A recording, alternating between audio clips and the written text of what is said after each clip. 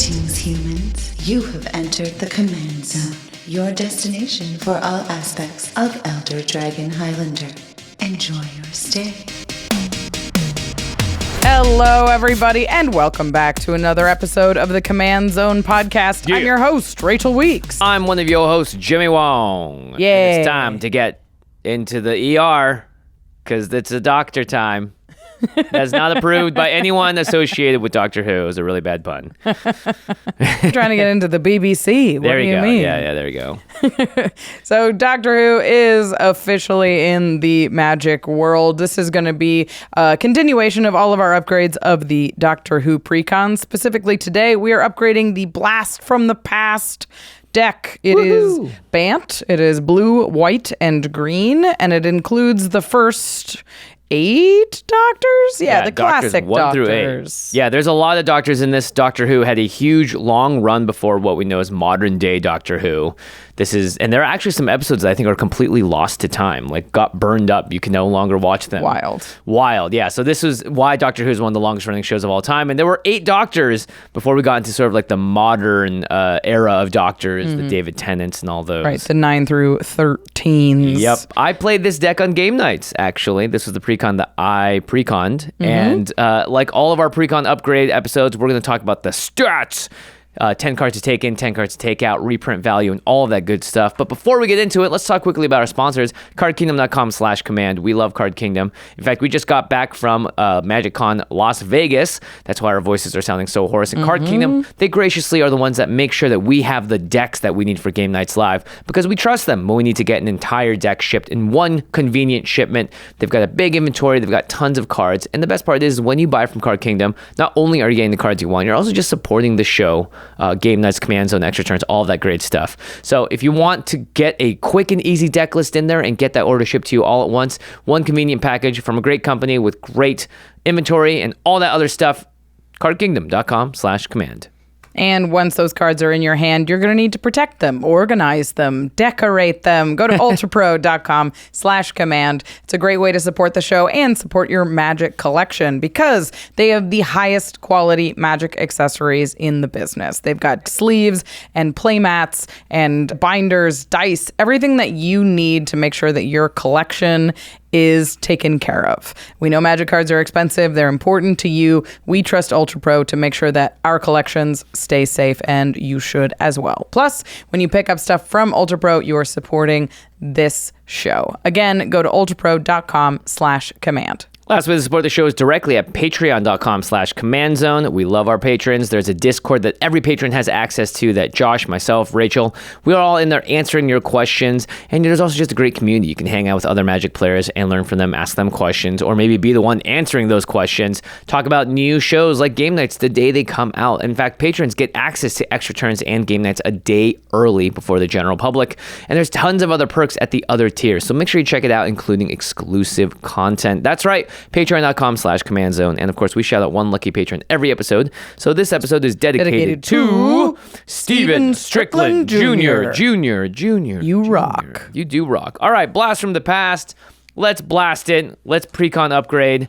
10 cards in, 10 cards out. Total budget now of $50. And of course, we usually leave the mana base as is because we want to be spending money on cool cards, not lands. Absolutely. But before we get into this upgrade, we want to get to know the deck off the shelf a little bit better so we know that the upgrade that we're doing is good for the deck and good for you when you're out playing it. So the first thing that we need to do is get to know the face commanders in this case. Yeah, there's actually a ton of doctor and companion pairings that could be the commanders of this deck. So we're not going to cover all of them. We're going to talk about what are the most synergistic ones as well as the one that is sort of like the lead singers, the face pairings on the deck. Absolutely. And this one out of box has the 4th Doctor in the Command Zone. It's 2 green and a blue for a Time Lord Doctor. You may look at the top card of your library at any time. And then it says, would you like a... And once each turn, you may play a historic land or cast a historic spell from the top of your library. When you do, create a food token. Cool. He is a 4/4. So historic spells, we'll be talking about them a lot today. They're either artifacts, a legendary spell, so a creature, sometimes sorcery, sometimes artifact, sometimes enchantment, or saga. Those are historic. So not enchantments. It has to be legendary subtype or an artifact or a saga. Mm-hmm. And the Doctor's Companion that goes with the fourth Doctor, naturally, although there are many options, is Sarah Jane Smith. 1 and a white for a 2/1 human detective. It says, whenever you cast a historic spell, investigate. This ability triggers only once each turn. She has Doctor's Companion. A refresher for those who haven't read Doctor's Companion, it says that you can have 2 commanders if the other is the Doctor. That's the ability Doctor's Companion. Specifically, the Doctor are any creatures that have exactly the creature type Time Lord Doctor. Yep. So these two obviously make sense together. Sarah Jane Smith congratulates you when you cast historic spells by making clues, and then the fourth Doctor allows you to look at the top of your library and cast it from there to do so.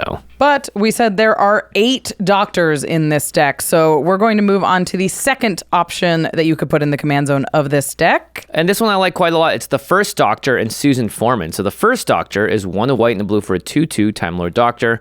When the first Doctor enters the battlefield, search your library and or graveyard for a card named TARDIS, reveal it and put it into your hand. If you search your library this way, shuffle. And whenever you cast a spell with Cascade, put a 1/1 counter on target artifact or creature. So you're like, wait a minute, Cascade? What do you mean Cascade? Well, let's read the TARDIS, which is the artifact vehicle that the first Doctor will tutor out for you. It's 2 mana for 2/4 artifact vehicle with flying and crew 2, so total power of 2 or more creatures need to be tapped to crew it, so the first Doctor can do so. And it says, whenever TARDIS attacks, if you control a Time Lord, the next spell you cast this turn has Cascade, and you may Planeswalk. So to make it even more complicated, there are Plane Chase cards that are also associated with the Doctor Who decks. We're not going to be talking about them today, but the TARDIS, notably, again, she's a 2/4 flying for 2. That's a vehicle. When it attacks, as long as you have a Time Lord out, so any of the Doctors, the next spell you cast has Cascade. And if we look back again at the first Doctor, it says whenever you cast a spell with Cascade, you get to put a 1/1 counter on artifact or creature. Okay.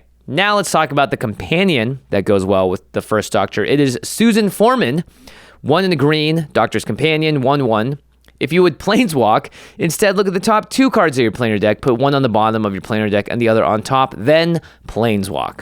So this allows you to sort of scry through your it's like almost like Surveil-esque scry whenever you Planeswalk. But more importantly, Susan Foreman is also a mana dork. She can tap and add a green mana. So if you're not playing Plane Chase, then the planar deck texts don't mean anything. If you are playing Plane Chase, then it's pretty sweet.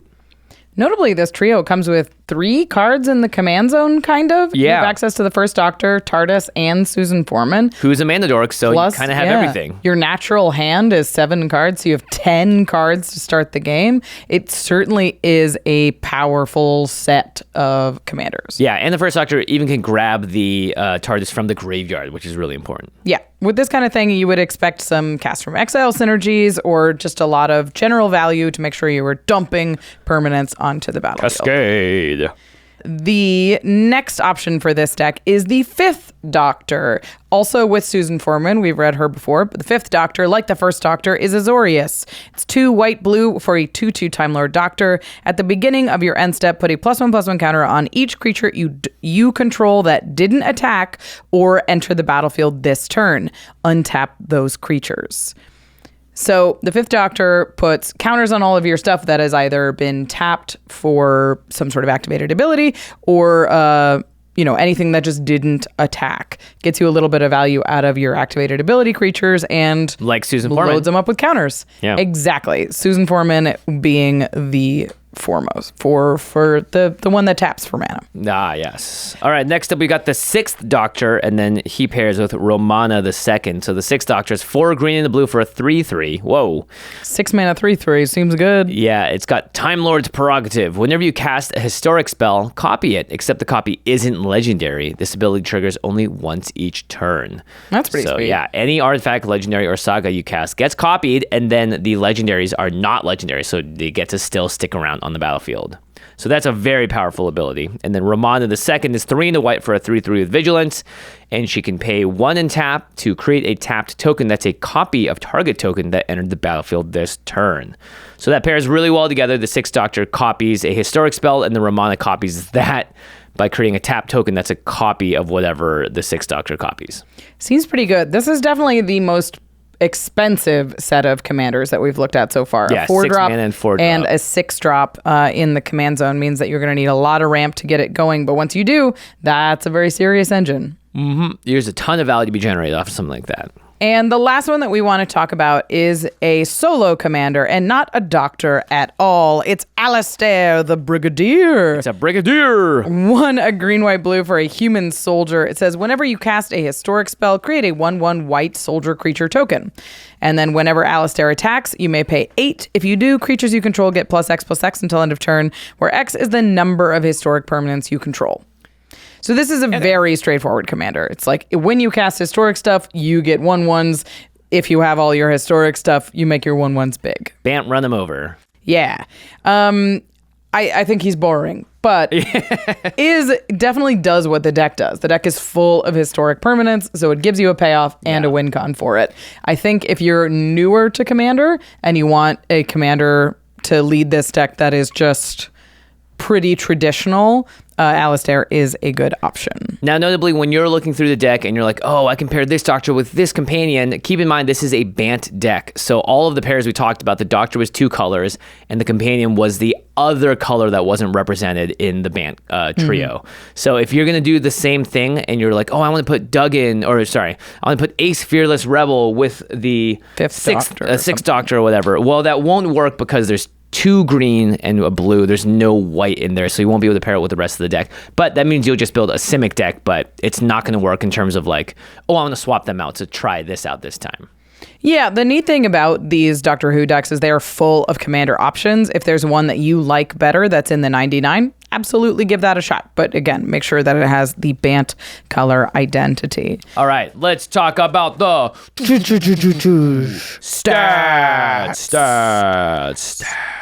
stats. Pretty good. Yeah. So when we break these down, we want to talk about what is in the 99 off the shelf when you buy this. Well, the 98, I guess, for this deck. When you buy this, what are you getting? And first, we're going to talk about the vegetables of the deck, the categories that we expect to show up in any kind of commander deck, starting with ramp. Yeah, 12 pieces of ramp, which is good. And we'll talk about this. Maybe even needs to be higher because there are so many 4-drops and 5s and 6-drops in this deck. It is like Very a glut expensive. of 4-drops. So 12 pieces of ramp, though, still not bad. You've got Simic in the colors here. You got green, so you should have no problem finding ways to get more ramp. There are 13 pieces of card draw in this deck, which is pretty good, especially considering the face commander allows you to cast stuff off the top of your library, so there's some more card advantage there. Some of them are clues, though, which isn't amazing card draw, but still do count. Exactly. This deck is very mana hungry, especially when in that card draw slot. And slow. Next up, we have 11 pieces of targeted interaction. So we like seeing this number being higher and higher. Obviously, you're in white, so you're going to get some of that good stuff there. But yeah, this is pretty standard. And again, based on your play group, you got to tune that up or down. Yep. There are 3 board wipes, a pretty traditional number. I'm usually between 2 and 3 when I build a deck these days, so perfectly happy to see 3 here. And then 36 lands, of them only 7 are basic lands. That is really crazy about these Doctor Who precons is there is a ton of non-basic lands in every single one of these decks. Yeah. Which means that we've got a lot of playable lands. We're going to talk about the individual reprints in a little bit, but many of them are lands. Very exciting. Yeah, and it also means that you're just going to get all your colors because 3 colors a bit hard to hit. Absolutely. Especially in the precon. All right, now let's talk about the cards that are specific to the deck. Obviously, historic spells matter, and we have 50 of them in the deck. Now, keep in mind, Sol Ring counts. So some of them, you may be like, oh my gosh, 50 unique historic spells. Well, some of them might just be your regular ramp cards. Talismans, and that kind of thing. But there are 50 total, and that's a lot. That's half the deck. I wanted to call this out specifically because there's a number of companions that care about sagas. There are only 8 sagas in this deck off the shelf. So I think there's 2 companions in this deck that care specifically about sagas, and I don't think they're going to be great out of the box, although they may be a cool one to build on the side. And then we have historic payoffs. So we already talked a little bit about that with some of the doctors. There are 14 of those in the deck, which actually to me seems like a tiny bit low if you're going to have 50 historic spells. Yeah, I mean, we've got the engine here. We want to make sure that we're getting rewarded for filling the deck with legendary creatures. Yep. This next two categories refer to scrap. This is stuff that makes clues or food or treasures. Little artifact trinkets that are found on the battlefield, tchotchkes, if you will. There are 5 cards in the deck that make scrap, including the face commander and his companion. They make food and clues respectively. Not all of them make the same thing, so it's hard to know exactly, but they make stuff. Yeah. And then there are 4 cards that pay you off for making scrap. Yum, yum. So when you sack an artifact, or if you sack a food or something like that. Or when you attack, sack a X number of foods or whatever, artifacts. The number of artifacts, that kind of thing. Okay, yeah. And then finally, there's tap abilities, which is a very minor sub-theme in the deck. There are 6 cards that have tap abilities. I wanted to mention that because it goes specifically with the 5th Doctor, which I think is a very powerful effect. That's the untap one. Yeah. Gives them It's a very powerful pseudo-vigilance. effect, but it isn't great out of the box. Yeah. You need to definitely build around that to make it work. Otherwise, and that is, I think, of all the doctors calling out to being like, there's a deck to build just this. You should go do it. And it's great, but it isn't this commander out of the box. So, all right, those are the stats. Pretty impressive. They did a good job as always. It seems very well balanced. We'll obviously get more into it, whether or not those stats need to get adjusted, especially with the cards that we're going to add in. But let's talk about who you should run as the commander. And I actually had a lot of trouble with this because at first I was very drawn to the first Doctor with Susan Foreman. After playing the deck, I saw just how intense the main requirements were, and I thought, hey, having a 2-drop that's a mana dork in your command zone every game is going to make sure you hit those 4 drops. It's going to make sure that you're going to smooth out your curve and just hit everything you need to. And the first Doctor tutors out the TARDIS, which is just naturally a very powerful spell. And that's going to give you even more card advantage so that when you cast those 4 drops or 3 drops, you're going to get something sweet out of it. But then I started looking at the upgrades of the deck. If I am to go fully into the TARDIS direction, I want to do heavy Cascade. I want to do a lot more in that world. And it didn't actually seem that plausible. So I'm actually reverting back to the face Doctors. I think that the 4th Doctor and Sarah Jane Smith, because they have such great synergy with each other, are going to be the best choice for running in the deck, especially with the limited upgrades that you have. But honestly, even with these upgrades, you could switch it out and try it yourself. You might still find a lot of success with any of those other band pairings. Yeah. I think definitely with the limited number of cards that we can switch in and out, the only thing that we're looking at in these stats that there are clear slots dedicated to is just historic permanence. Yeah. And the fact that this pays you off for having the whole deck be historic permanence just makes it a natural fit for the deck when you buy it off the shelf. Yep, and you're going to be investigating, so you're going to get card draw that way from Sarah Jane Smith.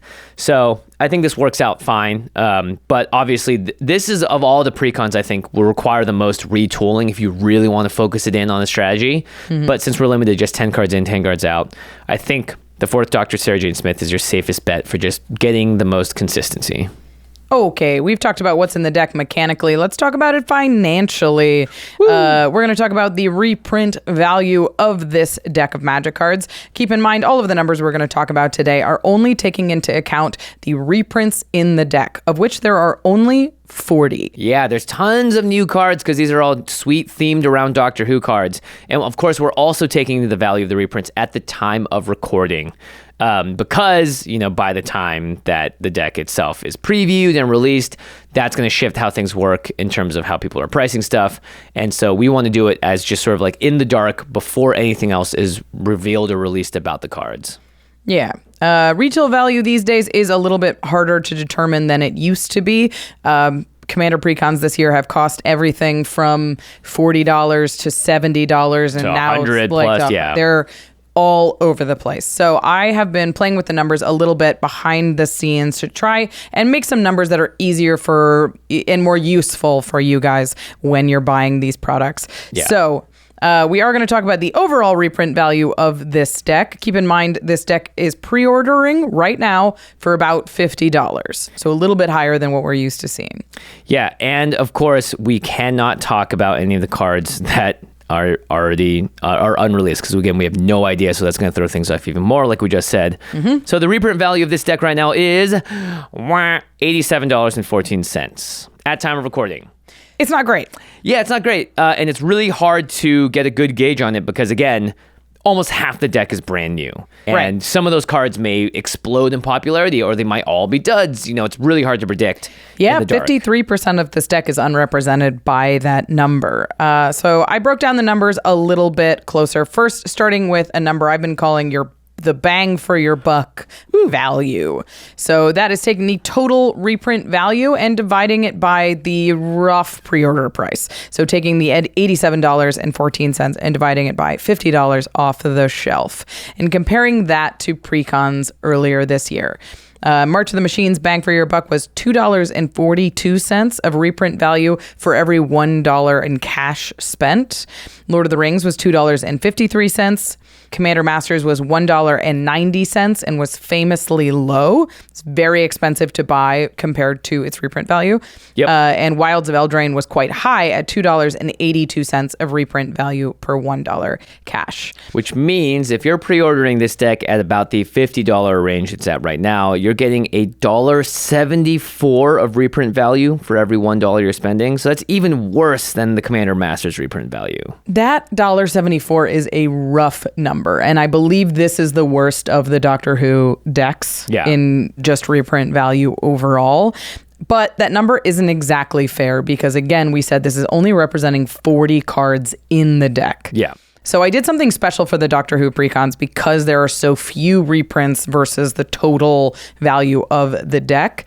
And I took the total reprint value and I divided it by the number of reprints to give you the average individual card reprint value. Yeah, so like now, if you stuck your hand in the pile of reprints and pulled out a random card, right, it would be roughly worth this much. Yeah, so now we don't care about the pre-order price, whatever the quote-unquote MSRP is. We're just looking at individual cards and how they fare in terms of their overall reprint value. So this is, again, I think this is probably the fairest way to look at it because, again, we're being skewed by the fact that there are 53 cards that we've never seen before in this second. It's way more than others in the past.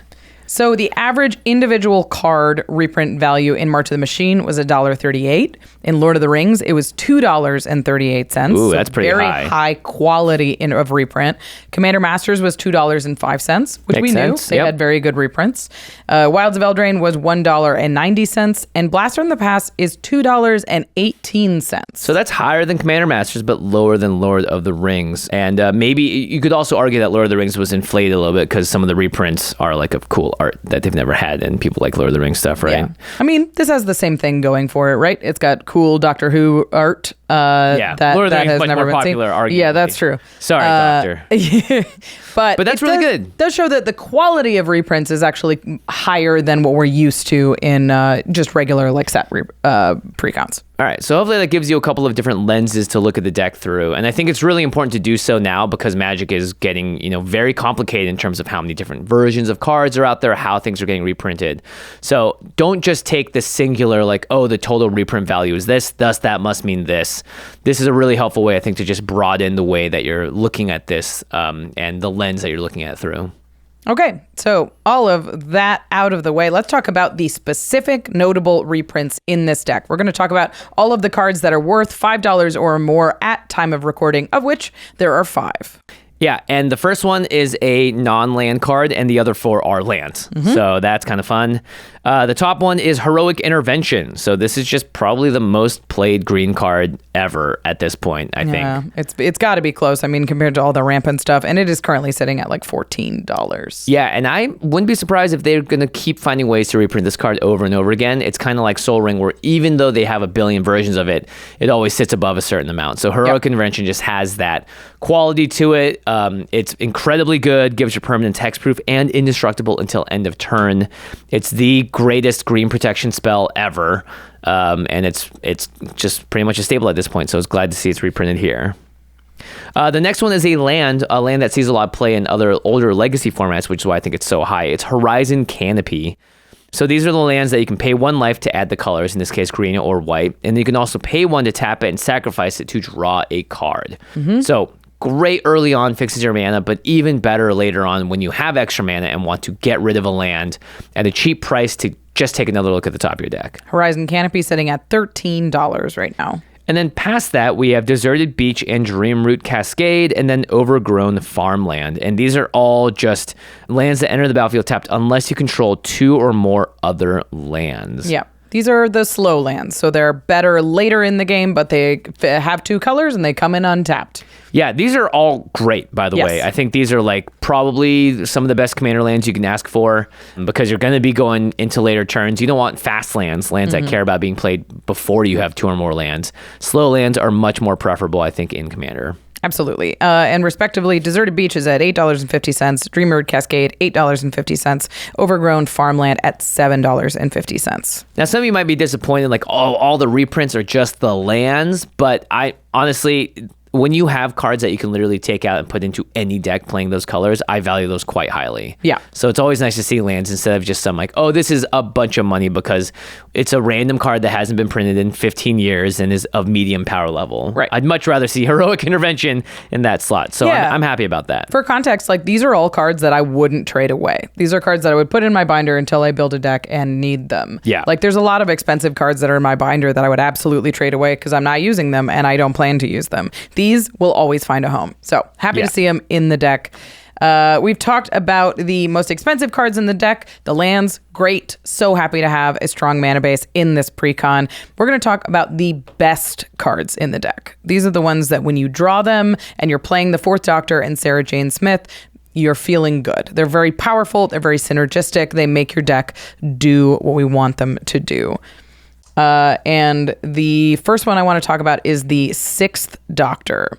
So we've already read this one. This is the 6 mana 3/3 that doubles your historic permanence. Pretty good. It's expensive, but this is a huge engine in your deck, and we know it's mana hungry, so your deck has to be designed to handle a 6-drop. Yeah, and this is the card that's going to also surge you ahead of your other players with the Sagas getting 2 of those down and also just, again, doubling any of the Time Lords that you play because it becomes non-legendary is super good, especially if you double a card like Nissa of Traken, which is one of the other best cards in the deck. It's 3 in a blue for a 3/4. You have no maximum hand size, and it's a Doctor's Companion. And whenever Nissa attacks, sacrifice X artifacts. When you sacrifice 1 or more artifacts this way, tap up to X target creatures, and you draw X cards. So this swings in, sacks 2-3 artifacts, tap down 2 things, draw 2-3 cards. Super, super good. Yeah, you played this one on game nights, and it really took over the board. It was the only thing that was keeping me in the game, I think. Absolutely. Because I just need to refill my hand, and there was no way to attack unless I had some way to give a card evasion, and this kind of does it. Yeah, I think Nissa is one of those cards that you're like, it gives you the punching power and also the card advantage you need to stay in the late game. Yeah. We've also talked about this final one, but I want to talk about him again. Alistair the Brigadier. He is not super exciting, but he does just give you payoff. He does just reward you for doing what your deck wants to do. And helps you end the game. And it helps you end the game. This deck can durdle turtle, and Alistair says like, if you durdle long enough you will win the game. Yeah. So I think it should be valued very highly in this deck. And I want to give a special shout out to cards that you'll find in all of the other Doctor Who decks. The TARDIS, as well as the Sonic Screwdriver. Both these of are them cards very strong. Very strong. You can put these pretty much into, well, not the TARDIS as much, but the Sonic Screwdriver is a card that you could see get played in a ton of different commander decks. Yeah, it untaps an artifact, it taps for mana, and it makes something unblockable. Makes something unblockable, yeah. Ugh, it does truly a lot. does it all, which is on flavor for the Sonic Screwdriver. Yep. Yeah, there was 2 of us that had them in game, or 3 of us by the end. And when it came out, the entire math of the game changed. Everything, now these 5 new things are possible due to these Sonic Screwdrivers being on the table. Yeah. All right, in just a few minutes, we are going to get into the meat and potatoes of this upgrade. But before we do, we have a few words from our sponsors. Fire burn and cauldron bubble, a little pinch of salt, and... Oh, God, that's horrible. I'm Agatha, and this vile cauldron was supposed to be chicken noodle soup, but it ended up poison.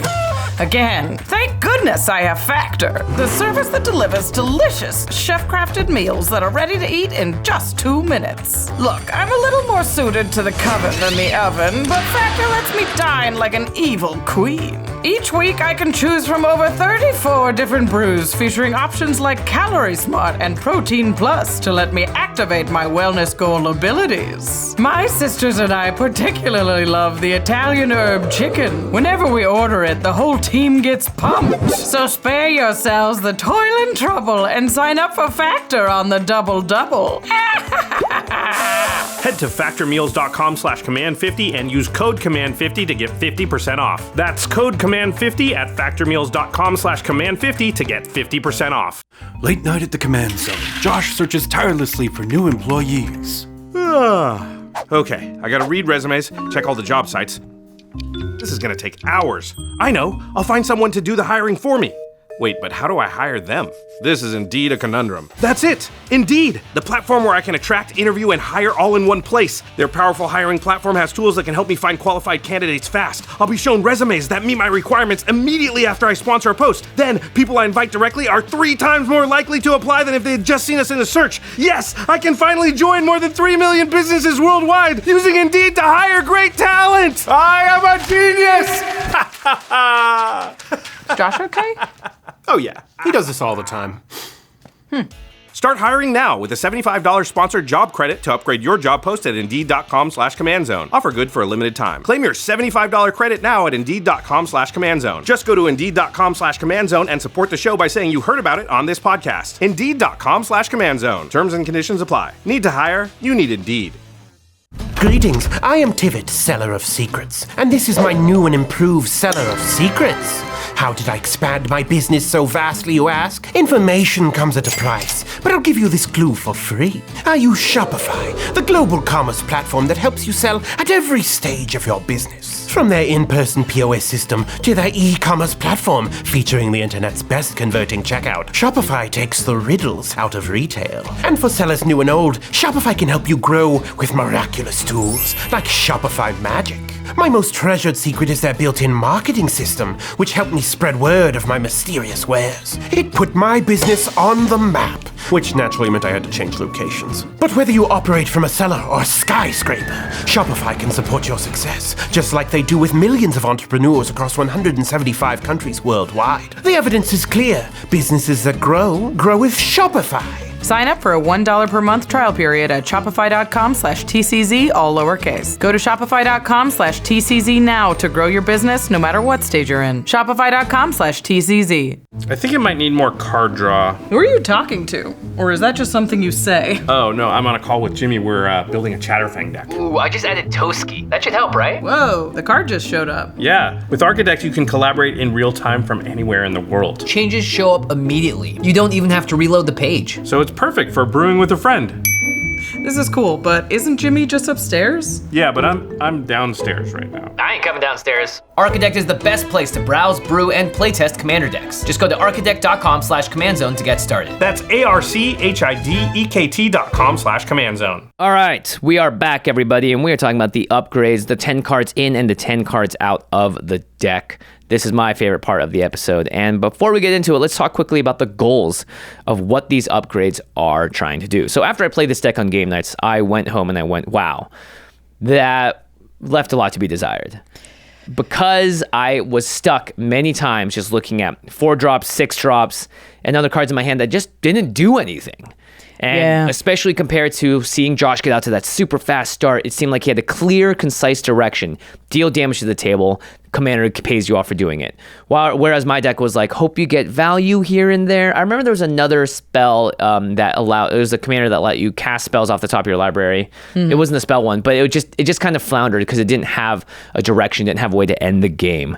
And so I think looking at this deck, laying out the mana curve, I was like, holy moly, I need to fix this mana curve, but I also need to make sure it's powered up so that if you do draw the heavier side of your deck, you're going to take the most advantage of it and you're going to be able to actually end the game and not just durdle around. And so building more into where the token theme is going with the 4th Doctor and Sarah Jane Smith, as well as just getting some good general value. Something we've talked about with these Doctor Who precons and in all of these upgrades, if I'm honest, is these Doctor Who decks are flavor forward. Yeah. There's a lot of cards in here that are designed in certain ways to tell the story of a Doctor Who episode or to illustrate a Doctor Who character. And that is super cool. Yeah. It does make them a little clunky to play. They have like random sagas that are like, make a rhino and a human, sack a creature, find a doctor. This and creature punches one thing one time. It's very flavorful, but it has nothing to do with the rest of the deck. So a lot of what we were trying to do with the Doctor Who upgrades specifically is trim out some of the stuff that has nothing to do with what the deck is designed to do and just focus the attention of Lots the deck. of focus. Yeah. And hopefully the cards you take out, they can go into their own dedicated deck and you can really build around just that character or that episode or whatever. Yeah. But this is the nature of top-down design when you want to come at it with the universe of the world and then into cards as opposed to like, here's the goal of the cards, upwards, outwards, Absolutely. bottom up. I think I Okay. got that right. We're going to talk about the cards to add. Again, we're using a $50 budget for this. We're going to add 10 cards to get this deck into fighting shape for your next game night, and we're using $50 to do it. Well, let's spend most of it on this first card. This entire section is just called General Value. We're in Bant. We need a lot of help to make this deck sing. Let's play Chulane, Teller of Tales. Chulane's just so nuts. It's 2 in the Bant, so 5 mana for a 2/4 with Vigilance. Whenever you cast a creature spell, draw a card, then you may put a land card from your hand onto the battlefield, and then you can pay 3 mana and tap Chulane to return target creature you control to its owner's hand. You're not going to really be activating that second part of it very often, but it is protection for your key pieces. But more importantly, you have a lot of creatures in this deck. Every time you cast those creatures, you get to do the Uro thing. You draw a card, put a land on the battlefield, and really you just need to do as much of that as possible in this deck, I think, to make it work. So, Yeah, your commander lets you play stuff off the top of your library too. So hypothetically, you'll have some lands in hand that you can play with Chulane. Yep. I like this next one a lot. It's a little bit of mixing worlds, but it's very strong here. Universes, Rachel. That's true. Beyond. War of the Last Alliance. This could totally also be a Doctor Who card minus the last sentence on it. Yeah. This is 3 in a white for a saga. The first 2 chapters say search your library for a legendary creature, reveal it, put it into your hand, then shuffle. Great. This deck is full of legendary creatures. So many. The third one says creatures you control gain double strike until end of turn, and the ring tempts you. So you're only going to have one card in this deck that tempts you with the ring. So that just means you give a creature Skulk, which means it can't be blocked by creatures with more power than it, which may be relevant. But more importantly, this is 4 mana to find the best 2 creatures out of your deck. And then, should you be in a winning position, they all get double strike. Yeah, this gives you a little bit of punching power here. Plus, it's on a historic permanent that gets you even more historic permanents. So you can keep triggering Sarah Jane Smith and your other historic payoffs in the deck. Yeah, and I like this too because I think the deck, again, to be better, does need tutorability because there's some sort of toolboxy element to the deck. And honestly, if you're using War of the Last Alliance to find Chulane, that is also a very viable play pattern. Yeah, I mean, the best cards in the deck that we talked about are all legendary creatures, right? You could go find Nissa, you could go find the 6th Doctor, you could go find Chulane, or some of the other cards that we're going to talk about later. To then find the TARDIS, right? There you go. You're It finds setting you up 2 value things. chains, basically. Absolutely. All right, the next card I like. War of the Last Alliance, only $2. Oh, that's right. Thank goodness. The next card I liked a lot was Junkwinder. This is a creature serpent that costs 5 blue. However, it says affinity for tokens. So it costs 1 less to cast for each token you control. So this could potentially cost blue. It's probably going to be closer to like 2 blue or 1 blue. But the effect is really good. Whenever a token enters the battlefield under your control, tap target non-land permanent an opponent controls. It doesn't untap during its controller's next untap step. So your 2 commanders both make tokens. This is going to be cast for cheaper due to that. And it's about able to lock down stuff oftentimes maybe 2, 3, 4 times a turn, which is really strong, especially if you're going against Eldrazi or even like big time mana rocks and a bunch of other stuff like that. Yeah, love Junkwinder. It's only 25 cents as well. Yeah. I added this next one. It is Raf Capuchin, Ship's Mage. He is only 25 cents. He is a 4-drop, unfortunately, but he is a 2 white-blue for a human wizard with flash and flying. And it says you may cast historic spells as though they had flash. Yeah. So what I like about Raf Capuchin with the 4th Doctor is it says once each turn, you may play a historic land or a historic spell from the top of your library. So if you hit a couple of historic spells off the top, you can cast them on opponent's turn, keep triggering Sarah Jane Smith and the 4th Doctor on your opponent's turns as well. Yeah, really strong stuff. Plus, this deck is so mana hungry that being able to hold up some more interaction and the stuff that is stuff, yeah. gonna progress your board, I think is gonna help a whole lot. Yeah, you can also do some cheeky stuff if you have Wrath Capuchin out with War of the Last Alliance, because War is going to make you shuffle your library. When that trigger happens, if you happen to have a historic spell on the top of your library, you could cast it and then shuffle your deck. Or you could go, oh, there's nothing there, I'll shuffle. So there's like some fun stuff there too. Yeah. Just makes you a little bit more flexible in a deck that felt very unflexible. Yeah. All right, the rest of the deck upgrades I added all care about tokens. And I know I said there's a lot of 4-drops, but we're going to add a couple more because we're also cutting some on the other end. The first one is probably going to be one of the most powerful cards in the deck is Urza, Lord High Artificer. So 2 blue for a 1/4. And when he enters the battlefield, you create a 0/0 colorless construct token that gets +1/+1 for each artifact you control. But most importantly, it says tap an untapped artifact you control, add blue mana. Wow. So all of your clues, all of your treasures even now tap for blue mana. And then the activated ability, because why not? 5 mana, shuffle your library, then exile the top card. Until end of turn, you may play that card without paying its mana cost. So yeah, Urza just does it all. Notably, Urza doesn't help you with the 4th Doctor because it shuffles first and then casts something random. So it's not like if you have a big scary thing on the top of your library, you can cast it with Urza. Shuffles first. But if you have nothing, just a regular land or a sorcery or whatever, it gives you that shuffle effect. So maybe you can find something else with the 4th Doctor. Yeah, and also like if you're just trying to outpower your opponents in the end game, being able to activate Urza is gonna be one of those ways that gets you to winning the game faster. Absolutely. This next one is great. Oh, Urza, by the way, $12. Down to 12. It's come down after the reprint in Commander Masters. Thank you, Commander Masters. Allowed you to be in this deck upgrade. All right, next up we have another friend, and it's the Friend of the Forest. It's Jaheira, Friend of the Forest, 2 and a green, 2/3. Very similar to Urza. It says tokens you control have tap, add a green mana. Yes. Turning all of the value you're getting from the 4th Doctor and Sarah Jane Smith into mana makes this deck play so much better. So both Urza and Jaheira will just mean that, and it, like as your engine continues, your engine gets stronger. Yeah. And that is exactly what a Bant value deck wants to do. Yeah, and that card right now is just $3. Yeah. I did also want to give an honorable shout out to Knight of the Sweet's Revenge. This came out in Wilds of Eldraine, so it's very new. It's 3 and a green for an enchantment. When there is a battlefield, you make a food token, and it says foods you control have tap, add a green mana. And then you can pay 5 green, sacrifice the enchantment to give your creatures +X until end of turn, where X is the number of foods you control, activate only as a sorcery. So it's similar to Jaheira. Jaheira is great though because it allows you to use clues and treasures as mana generators. But Knight of Sweet's Revenge seems really thematic with the 4th Doctor and seems kind of fun.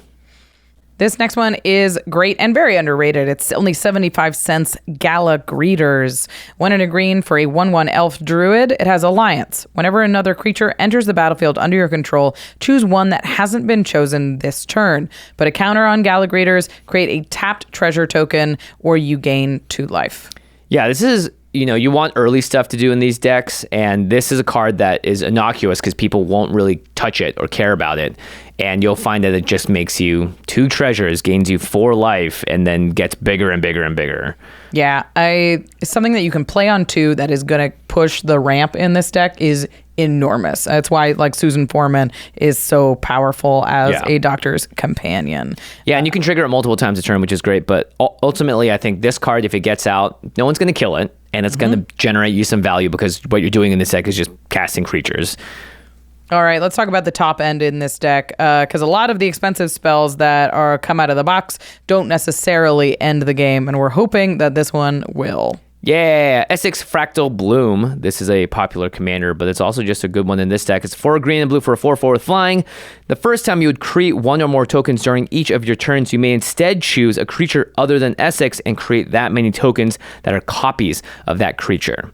So you can basically say, I'm going to make a food, but you know what? That food instead is going to become a copy of Gala Greeters. Cool, I have 2 of those now. Or that food's going to be a copy of your Elesh Norn. Rachel, why are you playing that card? Disgusting. I don't know. Sometimes being able to copy someone else's big, scary stuff is really important. And Essex is one of those ways, I think, again, gives you the flexibility that War of the Last Alliance does and gives you more of the toolbox effect of what makes a Bant deck like this actually able to find a win. Yep. And Essex is only $1.25. Nice. His next one's all the way up to $7, and it deserves every penny. It's Academy Manufacturer. Nuts. It's so good. When it comes out, if people don't kill it and you activate it just once, you'll go, it was worth it. In this deck, it's a historic permanent, and it says if you would create a clue, a food, or a treasure, you make all three of those instead. Well, Seller Jane says make a clue. The fourth Doctor says make a food. You're going to be making a lot of permanents. Yeah, again, you play this card, it does work, straight up. And this deck is filled with ways to make tokens, specifically the clue, foods, or treasures. And Academy Manufacturer, like Rachel said, is historic. So it's just awesome. Just awesome. It's $7 though. One more, and he's your sweet guy. He's my sweet guy. It's Samwise Gamgee. We have 2 Lord of the Rings cards in our Doctor Who deck, but you know what? That's what it's all about. Green white for a 2/2. Whenever another non-token creature enters the battlefield, create a food token. So awesome. You're already just making tokens just any time a creature enters the battlefield. And then you can sacrifice 3 foods, return target historic card from your graveyard to your hand. Cares about historic. Bring those, like, grab your, what is it? The War of the Last Alliance. Play it again. Play it again. If your commander gets killed, don't spend your extra mana on commander attack. Sack some foods instead. Replay it. Sam is there's going to be a great part of this engine. Yeah, I would love for someone to play the second half Samwise Gamgee, sacrifice 3 jelly beans to get the 4th Doctor back from the graveyard. That's just teamwork. That would be just straight teamwork. So I'd love to see that happen. Yeah, again, you need cards that help you create engines and recursion. Bant is not known for like, oh yeah, Rakdos kill him real fast. So I think you need ways to make sure you can protect yourself, get stuff back, read, play certain things, get loops going, and all that good stuff. Samwise Gamgee is only $2.75, which brings the total to $46.25 for this budget upgrade. Cutting it close, but we made it under the line. We did it. And if you're like, you know what, that budget sounds high, there's some pretty expensive things that you can cut off this list, and you will come very close to this upgrade. So just don't buy Chulane. Yeah. Chulane is definitely the most expensive by far, and that's the thing that's gonna make it a little more difficult. Now, we've added 10 cards to the deck, which means we've got to take 10 cards out. It's the hardest part about playing Commander, and we're going to do it for you. The cards that we are removing are flavor choices, or they're, again, off the plan of what we have decided for this deck upgrade. Yep. Starting with the Caves of Androzani. Yeah, so this card you might hear us talk about and go, wait, this is actually pretty good, but compared to War of the Last Alliance as well as Junkwinder, it does what this card does, but better. So this is 3 and a white, and it says it's a saga, and the first chapter says put 2 stun counters on each of the 2 target tapped creatures. So that sucks. The creatures have to be tapped free to target them at all. And then for 2 and 3 chapters, for each non-saga permanent, choose a counter on it, and you can put an additional counter of that kind on that permanent. So you can double those stun counters, or not double them even, because if it goes to their, you just add an extra. Yeah. But here's the thing. If it goes to their turn, they take the stun counter off, you can no longer target them. Target those, yeah. Yeah. It's tricky. And then the 4th chapter is search your library for a Doctor, reveal it, put it into your hand, then shuffle. So literally War of the Last Alliance is the final chapter of this times 2, and it can find your non-Doctors. So this card is just clunky. It is very thematic, I'm sure, to the episode, but not super good in the deck. Okay. This next one is an equipment. It is a 2-mana equipment. It says equipped creature gets +3/+0. As long as equipped creature is attacking, it has first strike and must be blocked by a Dalek if able. Equip legendary creature 1, equip 3. So outside of the Doctor Who world, this is an equipment that gives +3/+0. Yay. And first strike, but only if it's attacking. Yeah.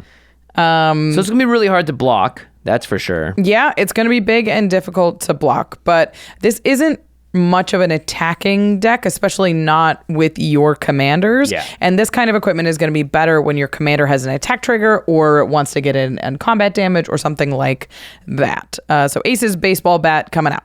Yeah, very thematic though, I'm sure, for Ace, because it's the baseball bat. The next card we're getting rid of is the 7th Doctor. Sorry, 7th Doctor. 3 white and a blue for a lot of text. It's a 3/6. Whenever the 7th Doctor attacks, choose a card in your hand. Defending player guesses whether that card's mana value is greater than the number of artifacts you control. If they guessed wrong, you may cast it without paying its mana cost. If you don't cast a spell this way, investigate. I don't like guessing games in general in Commander. This is a 5-mana guessing game that requires you to attack and to have artifacts on the battlefield that allow you to make a choice that makes your opponent go, I gotta actually guess right. Right. So Otherwise, you investigate one time. If you have 2 artifacts, it's very easy to guess. If you have like 8 artifacts, it's very difficult to guess. Yeah. Because you're like, I'm gonna guess that or it's very easy to guess. Yeah. So you really need to have like 4 or 5 artifacts to really make this a real game. 3 is probably the sweet spot because you have so many 4-drops in the deck. But Yeah. then they're just going to say, no, it is higher or it isn't higher. You get a clue token. And you're like, your commanders want to make stuff. So you're going to have a lot of stuff if the deck is working well. So it's just going to make the game easier for your opponents. Yeah, it's really clunky. I don't like it. Yeah.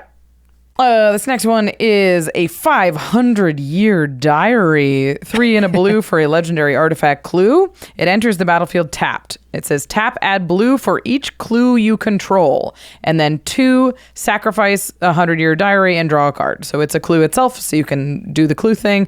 And then it adds mana for each clue you have. The biggest issue here is this is a 4-mana rock that comes in tapped and doesn't do anything unless your deck has already done something. Yeah, imagine playing this. Well, it taps for 1 itself because it is a clue. It is a clue, yeah. But boy, oh boy, 4-mana rock comes in tapped, can't use it to your next turn. Worst case scenario, only taps for 1. Like, you really want this to be mana positive. You want this to Yeah. tap for 5. Yeah, which means like you can't really cast it on turn you can't really cast it on turn 4. I had this in the game, I think, and I just looked at it and went, I'm never going to play this. Yeah, it's literally never very going to play slow. this. It's going to completely just delay my game to the point where I start losing on the spot. So we're cutting it. Yep. Next up, Day of Destiny, 3 in the white for a legendary enchantment. Legendary creatures you control get +2/+2. Anthems are great, but again, you're not the deck that's just trying to get big buff creatures to attack. Also, it's another 4-drop. We don't have space for a lot of them that are just kind of clunky. It is a powerful effect when you have a lot of creatures out, but again, on a board state, and I'm just thinking about all the times when I will play this deck and it goes, you have nothing to do, you have a 4-mana spell in your hand, but 1 creature on the battlefield. Is Day of Destiny worth it at that point? And the answer is almost always no. All right, this next one is a 6-mana legendary enchantment. It's Gallifrey Stands for a white and a blue. For a legendary enchantment, when it enters the battlefield, return all Doctor cards from your graveyard to your hand. At the beginning of your upkeep, you may put a Doctor creature card from your hand onto the battlefield. Then, if you control 13 or more Doctors, you win the game. Are there 13 Doctors in this deck? No. Yeah, you can't actually activate the second part of this unless you add in a bunch of changelings, but even then, I think you only get 1 extra Doctor. I don't know. I don't actually know you have to get a bunch of changelings. Either way. This is a wild one. I mean, it's 6 mana and it returns all Doctors from your graveyard to your hand. In this deck, that's going to be like 2, 3 maybe, but also 3? like, yeah, sometimes it's none. Most of the time it feels like it's none. There's no milling in this deck. No. You're not trying to actually get cards into the graveyard. You're just hoping they die to regular means. That means you have to cast them first. That's not going to happen. I think a card like this is really fun and unique, but you're doing it so that you can do the second sweet win the game in some 5-color Doctor deck. Right. This is a card that goes in some sort of 5-color. Or I guess Doctor 4-color, land. because there's no Doctors with black in them, right? Yeah, there's a Doctor's Companion, but you could do a 4-color one. Yeah. We're cutting it. Yeah, it's out. Next up is another 4-mana card. It's Dugan or Duggan, Private Detective, 2 green and a blue for a star. Duggan's power and toughness are each equal to the number of cards in your hand, and then whenever Duggan enters the battlefield or attacks, investigate. And then the very fun ability that is completely top-down themed to the episode.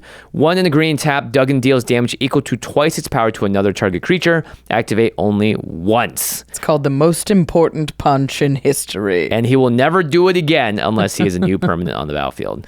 So, 4 mana for 3/3, maybe a 4/4. He investigates when he comes in, And when he attacks. And when he attacks. But yeah, you really need to be fueling your hand to make Duggan have the punch you really want him to have. And I just think about Duggan compared to Urza, and I go, yeah, I don't ever want to see Duggan. Because again, even if the ability's really good, it only happens one time, and then you have to like flicker him or find a way to get it back out there. Yeah, not great.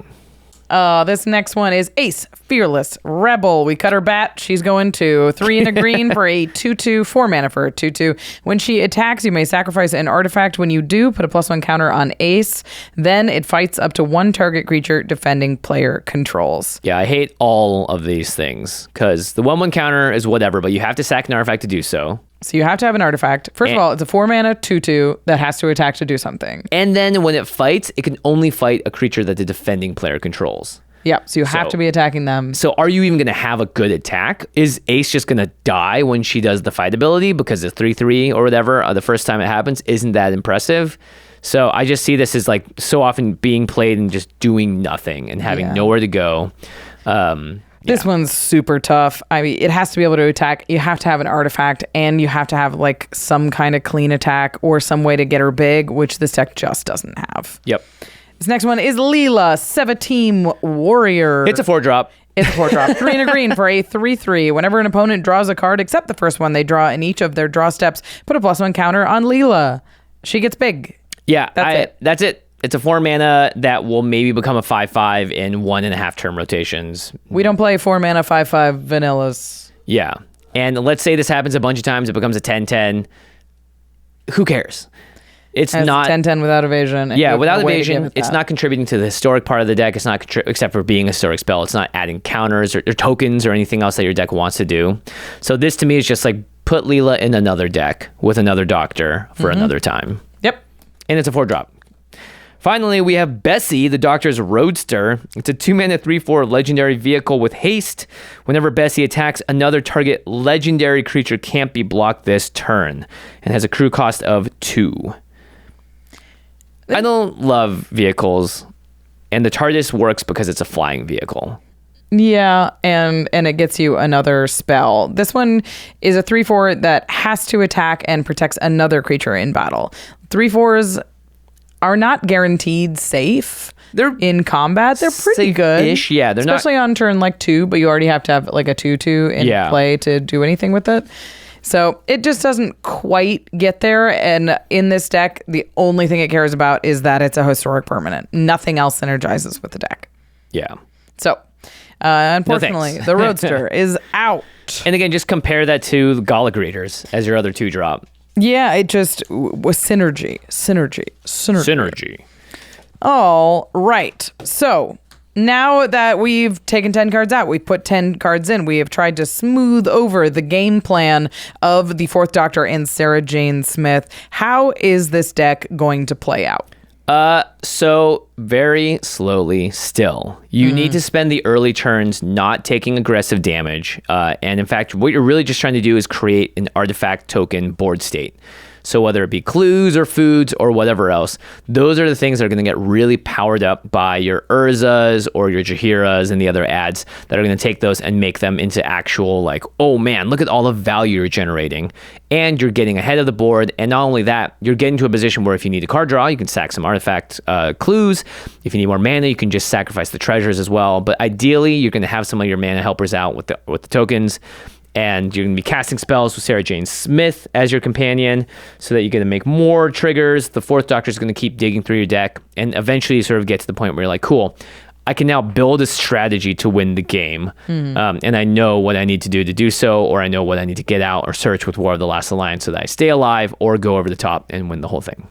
This deck plays a long game, and it plays a lot of permanence. So it's going to be like you can't overcommit to the board. You can't dump your whole hand. Yeah. I think if the 4th Doctor is on the battlefield, you really want to be casting off the top of your library for that one time. Because that value is going to maintain your hand size and make sure that you can make it to the end game if there is some sort of disastrous board wipe. Yeah, and your tokens usually will live through the board wipes, which is great. So that's why I think building up that token arm is really important. Absolutely. And then just going from there. Great. To the listeners, what do you think of the Blast from the Past pre-con? Any cards we missed? Any cards what we suggested to take out or add that you disagree with. Are you a Doctor Who fan? Tell me what your favorite Doctor or companion is from this deck. I'm not super familiar with the classic Doctors at all. So if you are, we would love to hear what the biggest flavor win is in the deck and what you're building. I'm sure we'll get one person out there that is upset that Duggan is cut from the deck because of his singular awesome punch. Yeah. But sorry about that. One punch isn't enough, unfortunately.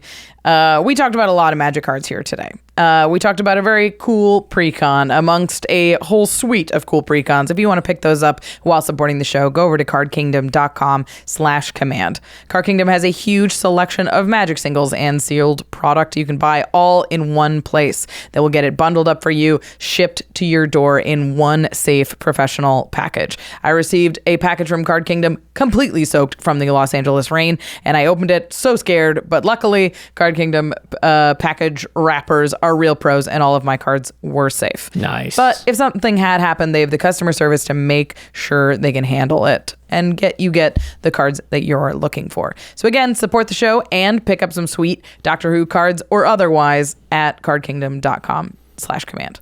Now, if you haven't already built a custom TARDIS deck box for yourself, you might just want to go on over to ultrapro.com/command and find a deck box that does fit your needs. That'd be pretty sweet though, right? That'd be pretty cool. Yeah, maybe in the future, but here's the thing, ultrapro.com. You can get a satin tower and paint it. Exactly. ultrapro.com/command has all of the needs for you to make your deck protected, look great on the playmat that matches. ultrapro.com/command is amazing. They have a huge inventory. They have so much stuff there, all the way from the binders to the wall scrolls to the dice.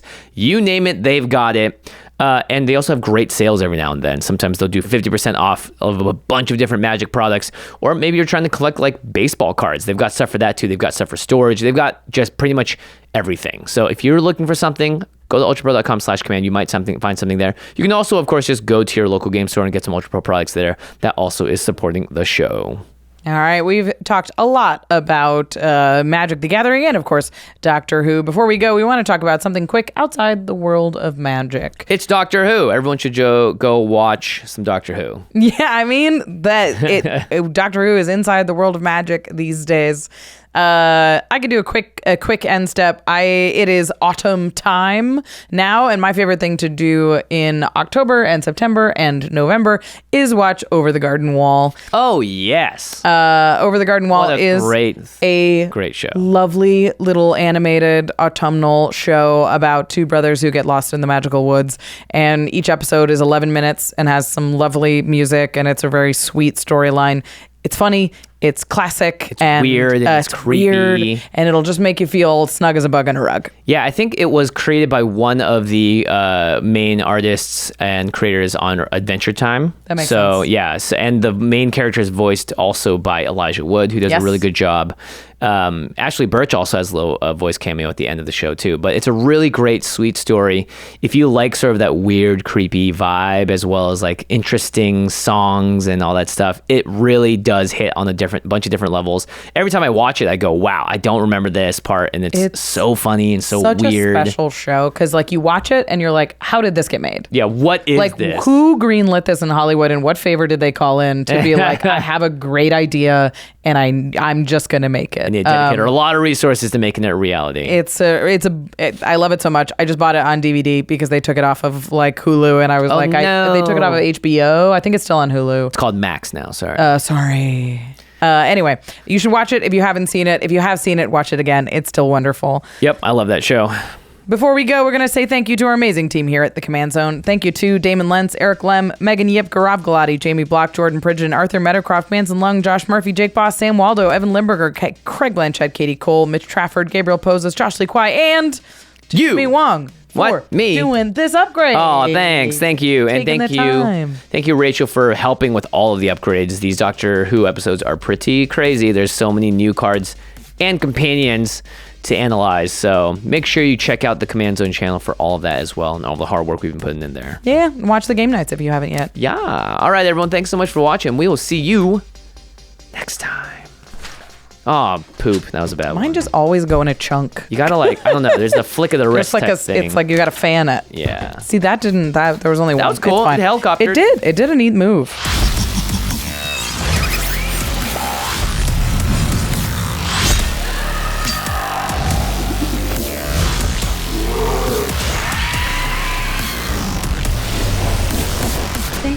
for your attention. For further inquiries, send an email to commandcast@rocketjump.com or ask us on Twitter @JFWong and @JoshLeeQuai. See you later, alligator. Greetings, humans.